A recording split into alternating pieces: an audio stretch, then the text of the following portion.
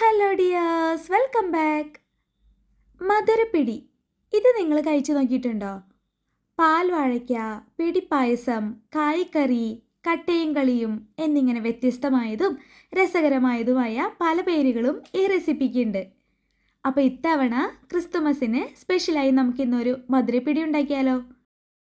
അതിനായി ഒരു ബൗളിലേക്ക് 100 ml മെഷറിംഗ് കപ്പിൽ 2 കപ്പ് വറുത്തരിപ്പൊടി ഇട്ട് കൊടുക്കാം. ഇതിലേക്ക് ഇനി 2 നുള്ളു ഉപ്പും 2 ടേബിൾ സ്പൂൺ അളവിൽ നെയ്യും കൂടെ ചേർത്ത് കൊടുത്ത ശേഷം 2 ഗ്ലാസ് നല്ല തിളച്ച വെള്ളം ചേർത്ത് കൊടുത്ത് നല്ലപോലെ ഒന്ന് മിക്സാക്കി എടുക്കാം. കുറച്ചൊന്ന് ചൂടാറി വരുമ്പോൾ കൈകൊണ്ട് നല്ലപോലെ ഒന്ന് കുഴച്ചെടുക്കണം.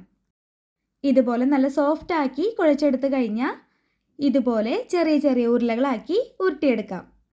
ഉരുട്ടിയെടുക്കുമ്പോൾ എല്ലാവരും ഒരേ വലിപ്പത്തിൽ തന്നെ ഉരുട്ടിയെടുത്തോളൂ കേട്ടോ. ഇപ്പോൾ എല്ലാവരും ഉരുട്ടി റെഡിയാക്കി എടുത്തിട്ടുണ്ട്. ഇനി നമുക്ക് പ്രധാന കുക്കിങ്ങിലേക്ക് കിടക്കാം. അതിനായി ഒരു പാനിലേക്ക് 2 കപ്പ് അളവിൽ കട്ടി കുറഞ്ഞ 2-ാം തേങ്ങാപ്പാൽ ചേർത്ത് കൊടുക്കാം. ഇനി ഇതിലേക്ക് 5 ടേബിൾ സ്പൂൺ അളവിൽ പഞ്ചസാര ചേർത്ത് കൊടുക്കാം.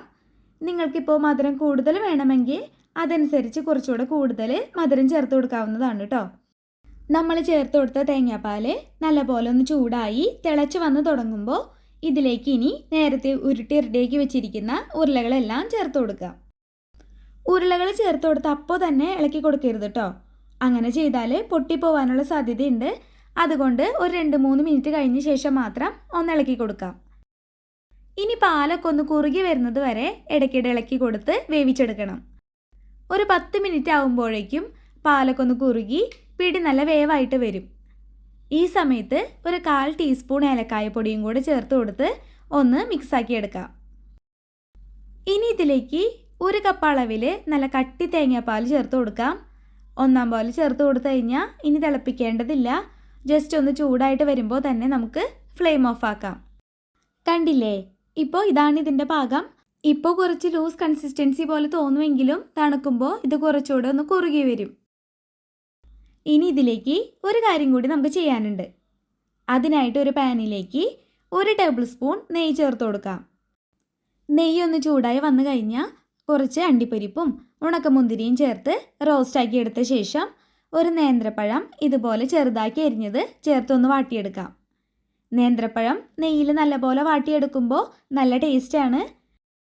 പഴം ഇങ്ങനെ ചെയ്യുന്നതിന് പകരം നമുക്ക് വേണമെങ്കിൽ പിടി വേവിക്കുന്നതിനൊപ്പം തന്നെ പഴവും കൂടെ ചേർത്ത് വേവിച്ചെടുക്കാവുന്നതുമാണ് കേട്ടോ.